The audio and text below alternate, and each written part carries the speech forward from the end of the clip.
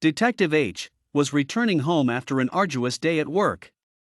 Luckily for him, the holidays were just around the corner, and so he had the slightest skip in his step and the widest grin on his face. His break from crime was finally here. As he walked, he hummed some carols under his breath and made up some lyrics of his own. He had just finished conducting a version of The Days They Are Dull and Dreary. Yet the criminals do not grow weary, set to the tune of Merry Christmas in his head when he looked up and saw his wife standing in their doorway, one hand on her hip and an angry scowl etched across her face. In an instant the tune on his lips died away, and the aforementioned skip moved from his step to his heart. With a remarkable speed born from experience, he hastily wiped the smile off his face and rearranged his features so that he looked drained of all energy, and then cautiously approached the house. "Hello, my dear. What's the matter?" he asked, in what he hoped was a relaxed manner. She launched into a tirade immediately. Clearly the issue had been stewing in her mind for a while. After about 5 or 7 minutes of an angry rant, Detective H managed to figure out the crux of the matter. Apparently for the last week or so someone had been breaking into the garage and vandalizing the place. Paint cans had been tipped over, several old vases that were stored there had been broken, and for some odd reason all the garbage cans had been rolled outside, rubbish was scattered over the front lawn and significant amounts of it was simply missing. His wife wanted to know why he couldn't solve the crimes in his own backyard before he gaddied off to solve other people's problems.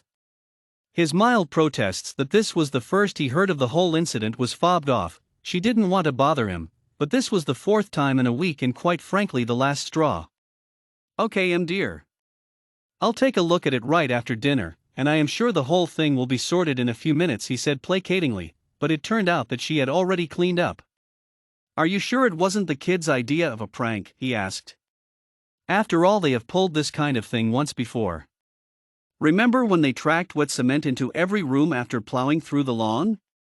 His wife shuddered at the memory. "I asked, but they categorically denied it. Plus, I had my eye on them all of today, so it can't be them. Do you think someone is taking revenge on you? Sure, dripping paint all over the freshly cleaned tiles is pretty criminal behavior, but it hardly rises to the level of revenge, don't you think? Probably just some neighborhood kids messing around." Then he headed inside to mull the matter over. As Detective H helped lay the table and dish out the stew, he was suddenly struck with a brilliant idea. Why not rope the kids into the whole process? They'd be thrilled at the thought of being able to catch some criminals, they could all spend some quality time together, and with some luck they might even solve the case. He broached the subject at dinner, and as predicted, the kids were practically jumping with excitement, although their faces did fall considerably after finding out that Mommy had wiped away the evidence. They spent the rest of the night drafting a plan of action. The older one meticulously wrote down every idea with a red crayon in painstakingly neat letters, while the younger one colored the corners of the paper. However, they reached a consensus before bedtime. Tomorrow they would go shopping for cameras and also do some investigative field work. Perhaps the trespasser left some paint fingerprints behind? Or a cigarette stub? All the criminals in detective novels seem to specialize in that sort of silly mistake. The next day Detective H was woken up at the crack of dawn by screams of excitement. The kids had woken themselves up, first, at an ungodly hour and, armed with a magnifying glass, they had snuck into the lawn to do some snooping, where they discovered that the garage had been visited during the night. The mess the unwanted guest had left behind was a sight to behold. Heaving a sigh, he went inside to brew a strong cup of coffee, while the kids hunted for clues. Once they tired themselves out, Detective H had a look around. There were no signs of forced entry. In fact, the doors were still padlocked when he first came to inspect the scene. The only reason the children were shouting was because they discovered random items scattered across the lawn. Puzzled, he spent the next few hours cleaning up. Later that morning they drove to the mall to pick up some cameras. To get into the spirit of the game, Detective H bought 3 deerstalkers and a box of chocolate donuts. The hat was a size too big for the younger one and sat in a comically lopsided fashion on her head. As is wont to happen on shopping trips, he decided to pick up some paint cans to replace the ones that had been destroyed, and instead found himself saddled with a bunch of groceries, a bath mat they absolutely did not need, and a steel colander. The afternoon passed in a riot of laughter. The children found it hilarious when Detective H wobbled and then fell off the ladder as he was setting up the cameras. He escaped with just a small bruise.